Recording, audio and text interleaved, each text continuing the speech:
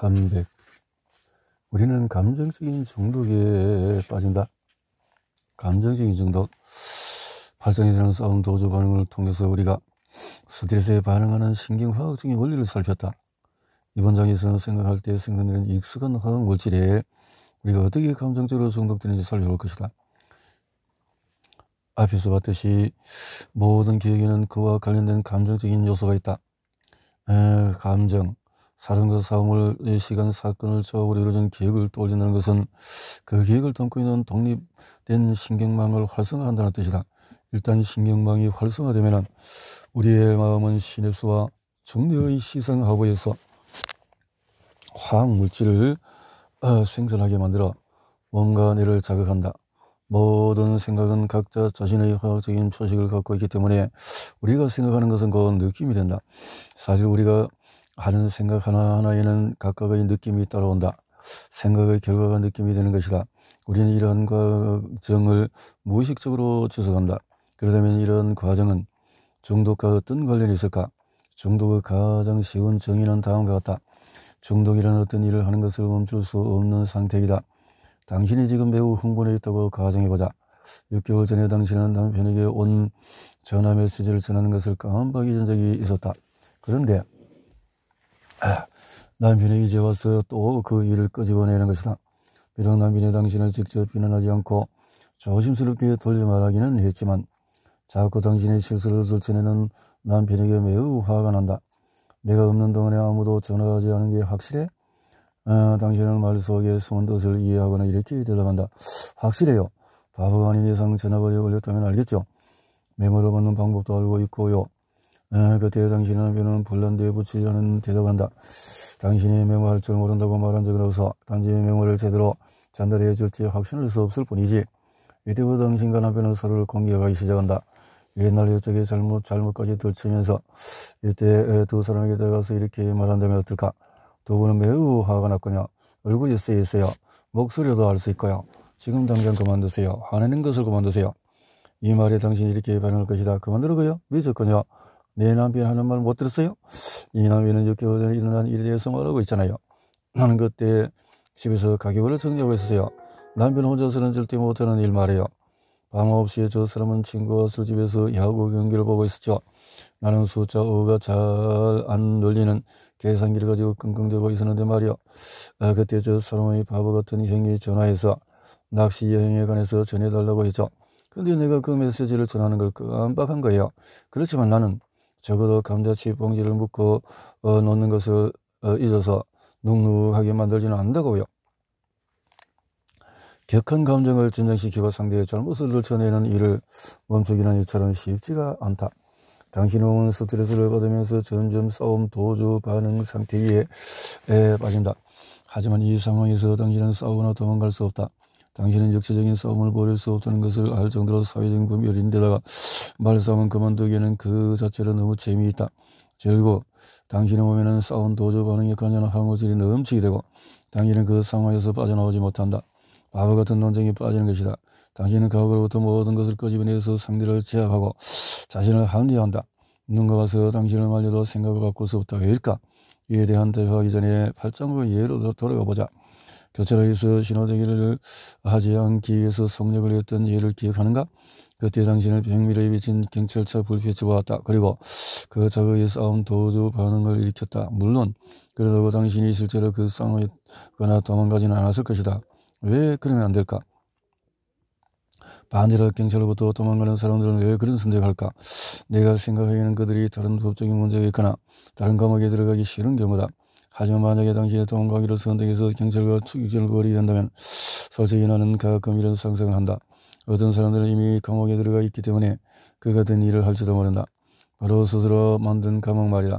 그 감옥은 일상적이고 평범하며 새로움이나 흥분이 없는 진부한 일상을 말한다. 여기서 나는 일상을 벗어나려는 수단으로 법을 어기는 것을 옹호하려는 것은 아니다. 다만 무엇이 사람들을 그렇게 행동하도록 작용하는지 궁금하다는 것이다. 우리가 어떤 행동과 결심을 선택을 하면서 그것이 나답지 않은 것이라고 말할 수 있을까? 그것을 선택한 사람은 바로 나인데 말이다. 이러한 것들 역시 우리가 가지고 있는 특정한 신경망의 산물이다. 그렇지만 이러한 행동은 그동안 어디에 잠재해 있던 것일까? 싸우는 부분의 경우 이들이 논쟁에 빠져들게 된 이유는 비교적 간단하다. 기분이 좋아지기 때문이다. 여기서 좋다라는 것은 우리가 일반적으로 생각하는 의미와는 다르다. 느낌의 측면에서 매우 유사하다. 그리고 이들 부부처럼 확실히 문제가 있어 보이는 두 사람이 계속 함께 사는 이유가 궁금하다면 이번 장에서 그에 대한 답도 얻을 수 있을 것이다. 안전한 감옥과 위험한 자유. 당신은 아마 중년의 위기에 대해서 들어봤을 것이다. 그리고 그것의 결과로 목격한 일도 있을 것이다. 추측컨대 매년 50살 접어든 사람들의 선은 이혼과 스포츠카 구매수와 비례할 것이다. 왜 중년이 되면 사람들은 그렇게 삶의 변화를 주고 싶어하는 걸까? 살면서 성장하고 경험을 하다가 20대 후반이나 30대 초반이 되면 우리는 인생의 모든 것을 경험했다고 느끼게 된다. 이 시기쯤 되면 새로운 경험은 없고 느낌을 만들어내는 같은 일을 반복하고 있을 것이다. 이미 그 전에 어떤 경험을 했기 때문에 특별한 경험에서도 어떤 느낌일지 예상할 수 있다고 말할 수도 있다. 그래서 중년의 위기가 찾아오면 사람들은 새로운 경험을 했을 때 느꼈던 그 느낌을 다시 경험하려고 노력하는 것과 같다. 유아기에서 청년기까지 우리는 환경을 통해 배우고 성장한다. 그러다가 중년의 시점에 도달하게 된다. 유전이든 자연스러운 현상이든 아니면 학습된 환경적인 영향이든 간에 삶에서 다양한 감정을 경험하는 시기는 바로 중년이다. 이 시기라면 사람들은 대부분 성이나 성정, 체성에 대해서 잘 안다. 경험했기 때문이다. 고통과 괴로움, 희생, 연민 역시 경험했다. 슬픔과 시련, 배신, 무기력, 자신감 부족 그리고 나약함이 어떤 느낌인지도 잘 알 것이다. 살면서 그들은 생각 없이 환경에 반응해왔다. 두려움을 느꼈으며 죄책감에 빠져왔다. 창피를 당하거나 거절을 당한 적도 있다. 비난을 받거나 변명을 하거나 혼란스러운 적도 있다. 실패와 성공이 무엇인지 안다. 질투도 해왔다. 지적 능력의 최고점 경험했다. 양심의 가책이나 자기절제, 다른 사람에 대한 헌신 등도 경험했다. 이기적이거나 권위적인 적도 있다. 다른 사람을 싫어하거나 비난할 줄도 안다. 특히 스스로를 어떻게 평가해야 하는지 안다. 이 모든 감정과 느낌이 익숙한 이유는 두 가지다. 첫째는 조상으로부터 물려받은 신경망을 삶의 경험을 통해 활성화하여 그에 대해서 기억을 우리의 행동과 태도로 전환했기 때문이다. 다른 하나는 우리의 삶의 경험을 통해서 뉴런의 새로운 연결을 촉진하면서 그러한 감정이 어떤 것인지 알았기 때문이다. 그래서 과거의 기억에 동반된 느낌을 떠올리면서 우리는 이러한 생각들이 자기 자신이라고 믿게 된다.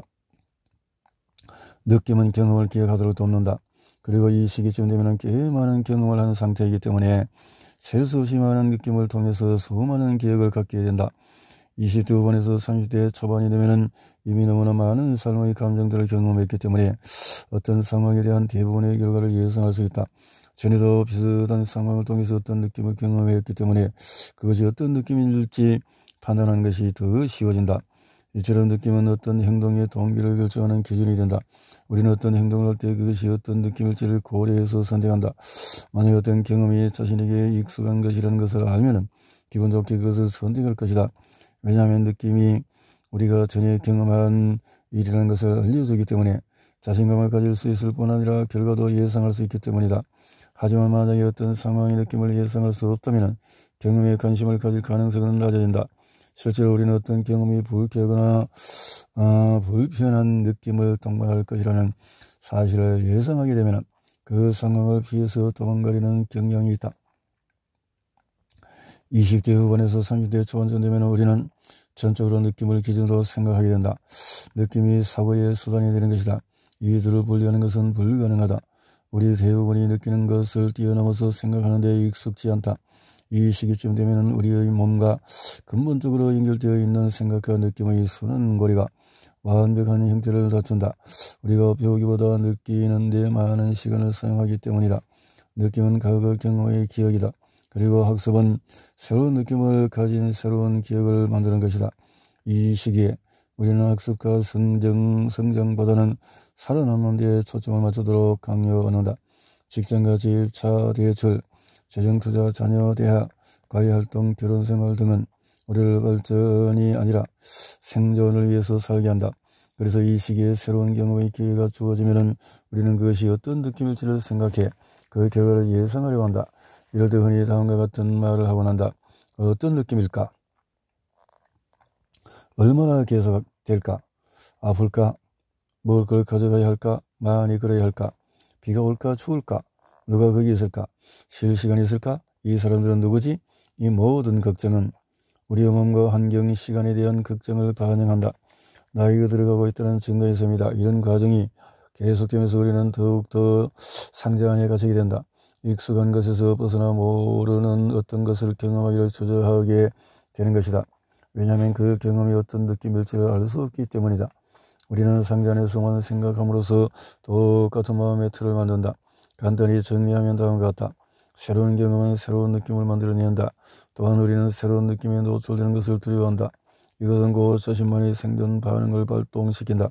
새로운 사건을 경험하게 되면 우리의 자아는 과거 경험의 정보망을 뒤져서 관리되는 패턴을 찾아내고 그 상황이 어떤 느낌일지를 예상하려고 든다. 조상에게 물려받은 기억의 신경망 역시 미래를 평가하기 위해 활성화될 것이다. 그리고 다른 데 안에 없을 때는 이 낯선 경험을 회피한다.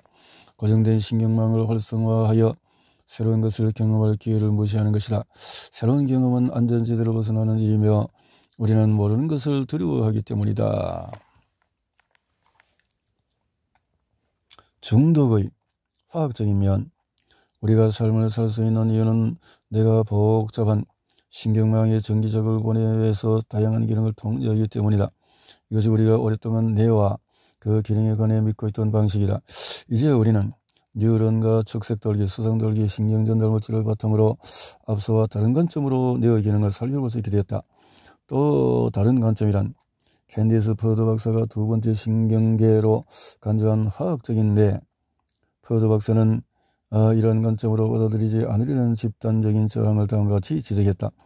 뇌의 이러한 화학적인 기반의 체계가 전기적인 기반의 체계보다도 더 원시적이고 근본적이라는 사실에는 의문의 여지가 없다. 예를 들어서 수상돌기나 축색돌기, 심지어 뉴런이 존재하기도 전에 세포에는 이미 엔도르핀 같은 펩티드가 존재했다. 말하자면 내가 있기도 전에 이들 화학물질이 존재한 것이다. 어쩌면 이것은 당신이 깜짝 놀랄 만한 사실이 될 수도 있고 이미 알고 있는 사실을 반복한 것에 불과할 수도 있겠다. 퍼드 박사의 말을 자세히 살펴보면 우리는 다음의 두 가지를 더 잘 이해할 수 있다. 우리는 자아는 어떻게 발전하는가? 우리는 스스로에 습관적으로 중독되는 신경학적인 원리는 뭔가? 우리는 생각과 감정의 화학 반응에 대해서 살펴볼 것이다. 그 다음 우리 몸의 화학물질들이 어떠한 조화를 이루며 활동하고 이 화학물질이 생성되는 신경학적인 원리가 뭔지를 살펴보겠다. 우리는 앞에서 여러가지 환경에 반응하는 고정된 신경망을 가지고 있으며 가장 고정된 신경망을 바탕으로 반응한다는 사실을 살펴봤다. 이와 똑같은 방식으로 우리는 생각과 몸, 환경의 자극에 반응하기 위해서 몸과 내가 만들어내는 감정과 화학물질에 중독된다.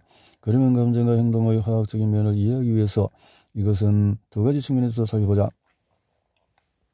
화학 반응을 통해서 몸에 어떤 일이 또 화학물질의 분비는 어떤 영향, 무엇보다도 가장 중요한 것은 우리는 화학적인 존재며 생화학적인 반응이 산물이라는 점이다. 세포 하나에서부터 기본 행동, 감각, 인지, 감정, 심지어 우리가 경험하고 배우는 이 모든 것이 화학적이다.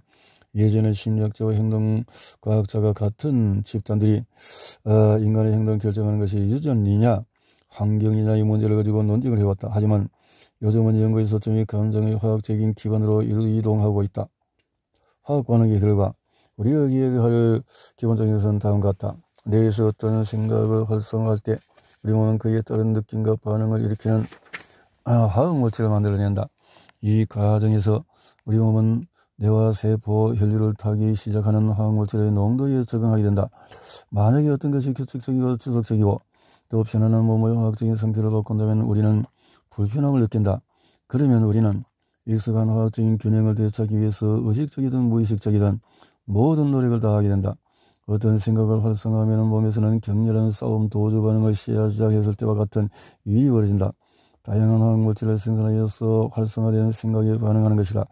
우리 몸은 신경전달물질과 펩티드, 호르몬이라는 세 가지 수단을 통해 화학적으로 의사소통한다. 또 어떤 생각을 할 때마다 시냅스에서 신경전달물질이 작용하여 그것이 어떤 특정한 개념이나 기억에 연결되도록 신경망을 활성화하는 것이다. 어떠한 기억이든 감정적인 요소를 동반한다. 펩티드는 화학적으로 이 감정을 다시 만들어낸다. 앞에서 살펴봤듯이 중뇌의 시상하부는 여러 종류의 펩티드를 생산한다. 우리가 하는 모든 생각과 경험하는 모든 감정은 펩티드를 통해서 그에 상응하는 화학적인 표시를 갖는다. 이 때문에 변연계도는 중뇌를 정선이라고 부르는 것이다. 중뇌는 소형 호르몬뿐만 아니라 창의성을 돋우는 화학물질이나 경쟁심을 저격하는 화학물질도 만든다. 말하자면 우리의 감정적인 성향과 생각을 발동시키는 화학물질을 생산하여 정치인 셈이다. 어떤 생각을 하면 그 생각과 관련된 화학물질이 혈액으로 분비되어 우리 몸을 활성화한다. 대체로 ACTH가 글루코코티코이드 코르티솔이라는 화학물질을 생산하도록 부신을 자극한다. 일단 몸이 달아오르면 뇌와 세포의 화학물질의 농도를 적절히 조절하기 위해서 우리 몸은 음순환 고리를 통해서 의사소통한다. 그런 음순환 고리가 어떻게 작동하는지 살펴보자. 시상하부는 뇌에서 가장 혈관이 많은 부위로 몸속에서 일어나는 모든 화학 반응에 얼마나 많은 양의 펩티드가 관여하는지 감시할 수 있다. 예를 들어 ACTH 혈중 농도가 높으면 코르티솔의 농도는 낮아진다.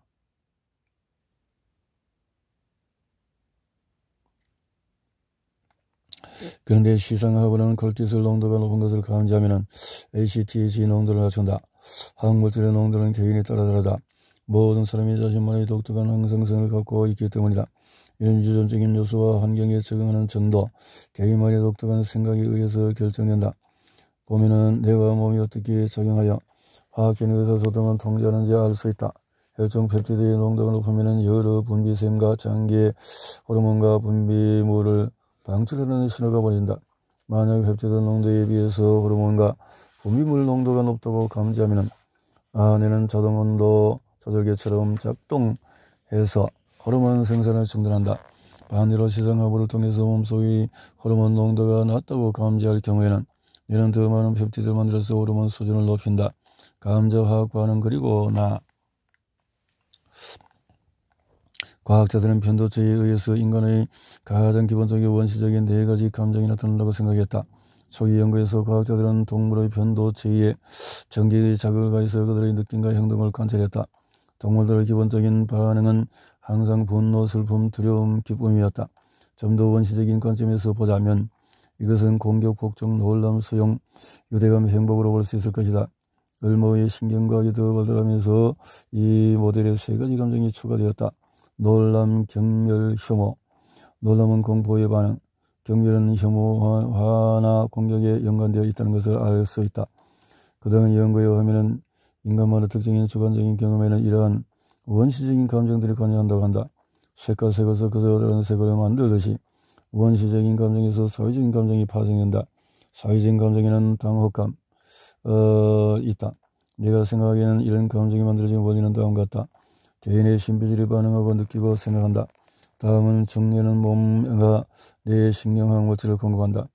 뇌는 다양한 부위에서 신경망이 활성화되면서 개인만의 독특한 느낌과 모든 인간이 공유하는 느낌 둘 다 만들어진다. 우리의 느낌은 인간의 공동적인 경험의 결과다. 인간들은 모두 비슷한 환경과 사회적인 환경 속에서 살아가고 있기 때문이다. 또한 부모로부터 물려받은 단기 유형물질의 영향도 받는다. 이것은 소프트웨어와 하드웨어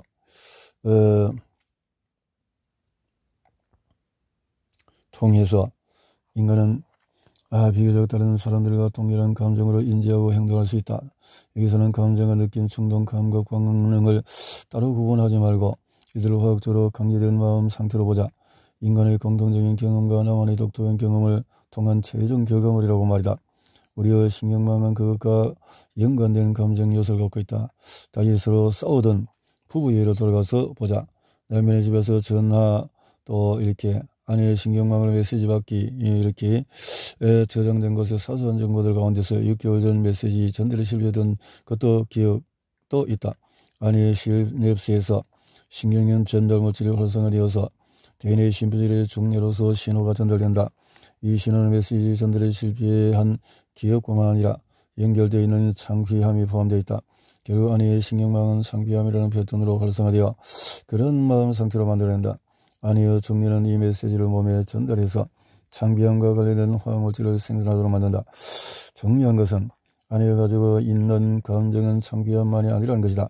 창비함은 실제로 다른 감정을 만들어낸다. 이 경우에 그것은 분노이다. 우리는 아내가 갖고 있는 감정을 창분이라고 부를 수 있을지도 모른다. 웃기 위해서 이렇게 부른 것이 아니다. 우리의 감정 상태가 종종 여러 느낌이 조합된 것임을 설명하기 위해서다. 이처럼 혼합된 감정 상응하는 화학물질을 만들어내는 펩티드는 일단 결합되면 향신료처럼 더 깊고 풍부한 맛을 만들어낸다. 신경망에 저장되어 있는 과거의 경험과 연결된 감정을 다시 만들기 위해서 화학적인 레시피가 만들어진다. 이와 달리 어떤 사람들에게는 실패의 기억이 슬픔이나 무력감, 후회 등을 동반할 수도 있고, 그 감정이 어떤 것이든 일단 신호가 뇌하수치로 전달되면 싸움 도주 반응과 같은 결과를 불러온다. 싸움 도주, 뇌, 시장하고 신경, 장기, 세포, 펩티드, 단백질. 이때부터 뇌하수치 마법이 시작된다. 이제 뇌하수치는 시상하고와 함께 분노와 창비함의 화학물질을 분배하기 위해 다량의 펩티드를 만들어낸다. 이 펩티드는 혈류로 방출되어서 아내의 몸 곳곳을 이동한다. 그러면 세포의 수용체 부위와 뇌 분비가 이 감정에 일치하는 화학물질이 무엇인지 찾아내 그것을 자신들 쪽으로 끌어들인다. 아내는 이 감정을 수년간 반복해왔기 때문에 창비함과 분노를 위해서 수용체 부위의 수가 엄청나게 많을지도 모른다. 우리가 어떤 감정을 더 많이 경험할수록 세포의 감정을 위한 수용체의 부위가 많아질 수가 있다. 아내는 메시지가 있느냐는 질문을 받았던 그 순간에 화가 난 것이 아니다. 그보다는 그녀가 과거의 어떤 것에 반응하면서 살아오기 때문에 화가 나게 된 것이다. 그녀의 경우에 창비함의 신경망이 매우 발달되어 고정되어 있을 가능성이 높다. 그녀는 그것을 부모로부터 물려받았거나 경험을 통해서 얻었을 수도 있다. 어느 경우이든 그녀는 매우 예민한 사람이 된 것이다. 그녀는 자신이 틀리는 것을 싫어한다. 그리고 잘못했던 것을 상기하는 것을 싫어한다. 그러면 그녀는 매우 엄격하고 기대 높았을지도 모른다. 그녀가 느끼는 창피함이 그렇게 분노로 바뀌는 것은 실패한 자신에 대한 분노일 가능성이 높다. 그녀는 많은 시간을 창피함과 자신에 대한 분노를 느끼는 데 사용했고 결과 실패에 대한 기억이 신경망에 각인되었다. 그녀는 창피함과 분노의 화학물질이 몸속을 순환하는 상태로 살아왔고 그녀의 세포는 창피함과 분노의 화학물질이 들어올 수 있는 수천 개의 수용체 부위를 발달시켰다. 우리의 몸은 정기적으로 다양한 세포를 재생한다. 1시간 안에 재생되는 세포도 있지만 어떤 세포는 재생하는데 하루나 일주일, 한 달, 심지어 1년이 걸리기도 한다. 만약에 1년 내내 창피함과 분노의 펩티드의 농도가 높은 상태로 유지된다면 세포들은 분열할 때 이러한 펩티드의 높은 농도에 맞춰 세포막의 수용체 부위를 늘리게 된다. 국제공항에 사람들이 출국 심사를 위해서 기다린다고 생각해보자. 400명의 사람들이 기다리고 20개의 심사대 중에서 단 4개만이 열려있다. 세부 민감화, 둔감화, 창피 등등. 자, 그렇다면 심사대를 좀 더 열어놓으면 더 효율적이 않을까? 우리의 세포도 이런 지혜를 발휘한다. 세포가 많은 양의 펩티드를 감지하게 되면 늘어난 펩티드 수요를 맞추기 위해서 다른 세포를 업그레이드한다. 그 수용체를 늘려서 스스로를 민감하게 만드는 것이다. 시간이 지나서 충분한 세포 민감화가 일어나면 몸은 우리를 위해서 생각하기 시작하고 그것이 곧 마음이 된다. 세포는 계속 활성화하기 위해서 똑같은 생 메시지를 갈구하고 각각의 세포가 모여서 만들어진 화학적인 지속성을 유지해야 하기 때문이다. 어떤가? 중독이 시작된 것처럼 보이지 않은가? 어떤 세포들은 지나치게 민감해져서 수용체가 펩티드에서 무감각해진다. 이 경우에 세포는 반대의 방향으로 작용한다. 너무 많은 펩티드를 감당할 수 없어서 수용체 부위를 더 적게 만드는 것이다. 또한 어떤 세포는 몰려드는 화학물질을 처리하지 못해서 오작동하기도 한다. 여기서 펩티드의 역할은 세포를 활성화해서 단백질을 만들거나 세포의 에너지를 바꾸도록 하는 것을 기억하기 바란다. 많은 양의 펩티드가 반복적으로 세포로 몰려들면 세포는 한꺼번에 많은 지시를 받게 된다. 그러면 세포는 모든 지시를 한꺼번에 처리할 수 없기 때문에 결국 문을 닫아버린다. 극장에 사람이 꽉 차서 더 이상 자리가 없는 것이다. 자, 세포의 민감화와 세포 둔감화의 모습을 보여준다. 세포 민감할 때 늘어나는 펩티드의 반응에서 수용체 부위를 추가로 만들고 반면에 세포가 둔감할 때는 과도한 자극에 의해서 특정 수용체 부위가 폐쇄되고 활성화와 감소된다. 항상 잔소리해서 당신을 나쁜 사람으로 만드는 누군가와의 관계를 상상해보면 세포 둔감화를 이해할 수 있을 것이다. 시간이 지나면 당신은 잔소리에 점점 둔감해지다가 나중에는 그 사람의 비난에 반응하지 않게 된다. 세포들도 마찬가지로 특히 신경세포는 화학적으로 둔감해지고 자극에 대한 저항이 커지며 그 결과 시간이 지남에 따라서 활성화되는데 많은 화학물질이 필요하게 된다.